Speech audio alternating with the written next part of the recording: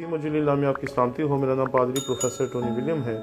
हमारे यूट्यूब के घराने के एक भाई हैं जिनका नाम है ग्रिफिन गुलजार। उन्होंने और दीगर लोगों ने चंद सवाल किए और मैंने सोचा कि उन तमाम सवालों का जवाब मैं इकट्ठा ही इस वीडियो में दे देता हूँ। दो अल्फाज मेरे सामने पेश किए गए, एलोहीम और अल्लाह, और पूछा गया कि इनमें क्या फ़र्क है। फिर एक शख्स ने कहा कि क्या लफ्ज़ अल्लाह जो है उसकी अदायगी दुरुस्त है और क्या हमें उस लफ्ज़ को अपनी ज़ुबान से अदा करना चाहिए। तो मैं इन तमाम सवालों का जवाब देने की कोशिश करूँगा।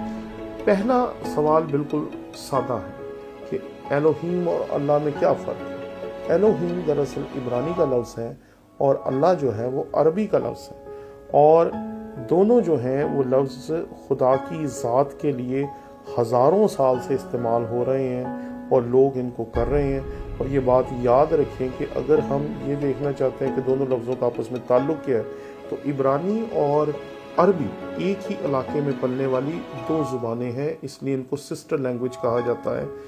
अगर आप एलोहीम लफ्ज़ को देखेंगे तो इसका मादा जो है वो अलिफ, लाम और हे है, जो आम तौर पर समझा जाता है। लेकिन अगर आप इब्रानी में देखेंगे तो इसका मादा जो है वो अलिफ, लाम, वाव और हे है, एलो है।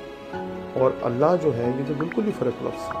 तो ये दोनों अल्फाज जो हैं एलोहीम और अल्लाह खुदा के लिए इस्तेमाल होने वाले अल्फाज हैं, जो बड़ी कसरत के साथ किताब मुक़द्दस में एलोहीम लफ्ज़ इस्तेमाल हुआ और जो अल्लाह लफ्ज़ है वो अहले इस्लाम में बड़ी कसरत के साथ इस्तेमाल किया जाता।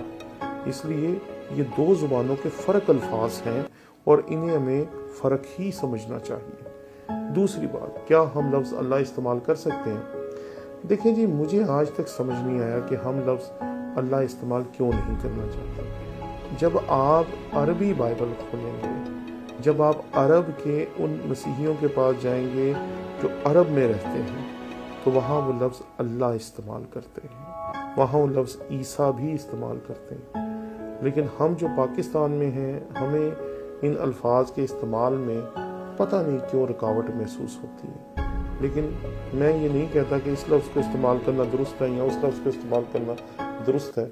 मैं ये आप पे छोड़ता हूँ कि लफ्ज़ एलोहीम और लफ्ज़ अल्लाह दोनों खुदा के लिए इस्तेमाल होने वाले अल्फाज हैं जो हज़ारों साल से इस्तेमाल हो रहे हैं, और हमें दोनों ही अल्फाज को इस्तेमाल करना चाहिए। अगर आप नहीं करना चाहते तो इससे कोई परेशानी वाली बात नहीं। आप उर्दू में खुदा और खुदावंद इस्तेमाल कर सकते हैं, लेकिन अगर आप लफ्ज़ अल्लाह इस्तेमाल करना चाहते हैं तो इसमें कोई कबाहत नहीं है। ये भी खुदा के लिए इस्तेमाल होने वाला लफ्ज़ है, बस ये अरबी में है, और जब आप एलोहीम कहते हैं तो वो दरअसल इब्रानी में है। इन दोनों के इस्तेमाल से कोई फ़र्क नहीं पड़ता। खुदा एक है, उसकी ज़ात एक है।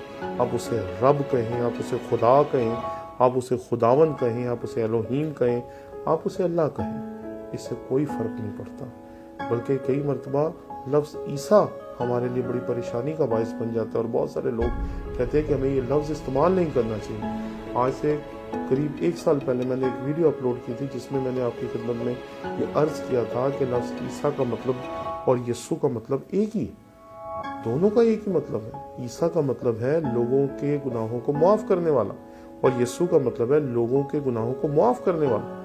आप कभी डिक्शनरी तो देखें, डिक्शनरी देखे बगैर, उसके मानी और मफ़हूम को चेक किए बगैर हम ऐसे ही राय नहीं दे सकते। ऐसे ही राय देना खतरनाक है। इसलिए आप हमेशा चेक करें कि ये लफ्ज़ कहाँ से आया, इसकी रूट क्या है, उसको डिक्शनरीज में देखें। अगर अरबी लफ्ज़ है उसे अरबी डिक्शनरी में देखें, उर्दू है उसे उर्दू में देखें, अंग्रेज़ी है उसे अंग्रेज़ी में देखें। लेकिन खुदारा अल्फाज और हरूफ के माखज़ को चेक किए बगैर ऐसे ही अपनी राय ना दें, क्योंकि मैं कभी भी अपनी राय ऐसे ही नहीं देता।